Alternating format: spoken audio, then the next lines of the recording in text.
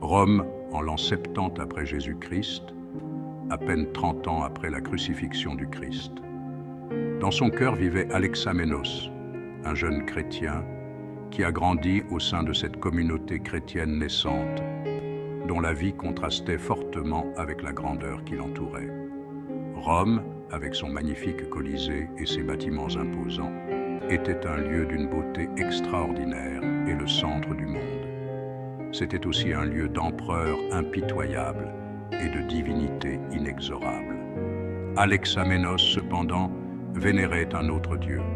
C'était un chrétien, un disciple d'un homme nommé Jésus, et dans les rues bondées et les marchés, il s'accrochait à sa foi, car le christianisme à cette époque n'était qu'un murmure dans le vent, une bougie vacillante dans un monde plongé dans les ténèbres sans Christ.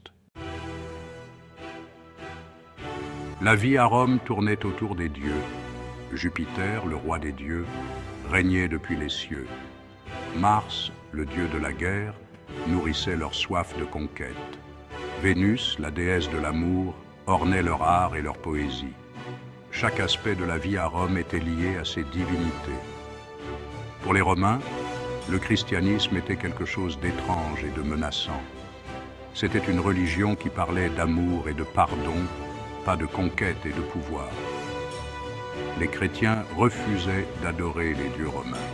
Ce refus les rendait différents, dangereux. Un jour, sur un mur près du Palatin, un dessin rudimentaire est apparu. Il représentait un homme sur la croix avec une tête d'âne à la place de la sienne. En dessous, écrite au charbon de bois, on pouvait lire les mots « Alexamenos adore son Dieu ». Ce n'était pas une blague innocente, mais un acte délibéré d'humiliation, du harcèlement comme on l'appellerait aujourd'hui. On pourrait dire que c'est le premier témoignage de harcèlement que nous connaissions. Ce dessin, connu sous le nom de graffiti d'Alexamenos, était un rappel brutal des dangers auxquels les premiers chrétiens étaient confrontés.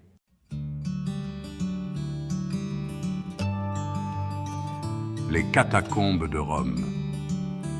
La peur et le doute poursuivaient Alexamenos comme une ombre. Et pourtant il n'a pas flanché. Sa foi, mise à l'épreuve par le feu, n'a fait que brûler plus fort. Lui, comme tant d'autres chrétiens, a cherché refuge dans l'obscurité. Les catacombes de Rome, un vaste réseau de tunnels, devinrent leur sanctuaire. Ici, dans la froide étreinte de la terre, ils pouvaient adorer librement leur Dieu. Ils partageaient les histoires de leur foi, leur voix résonnant dans le silence.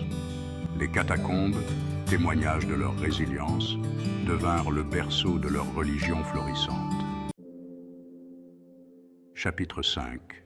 La foi, le courage et une tête d'âne. Le graffiti d'Alexamenos, destiné à l'humilier, est devenu un symbole inattendu.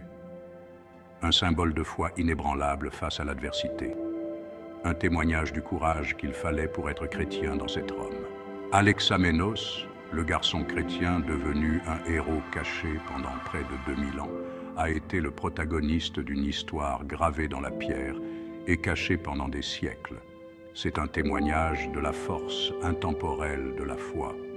Les ténèbres qui auraient dû les engloutir sont devenues la lumière du monde. Le mépris qu'ils ont subi n'a fait que renforcer leur conviction. De la part de José Cédeño, c'était la cloche de Vendée. Laissez un like, abonnez-vous à la chaîne et partagez. Que la paix soit avec vous.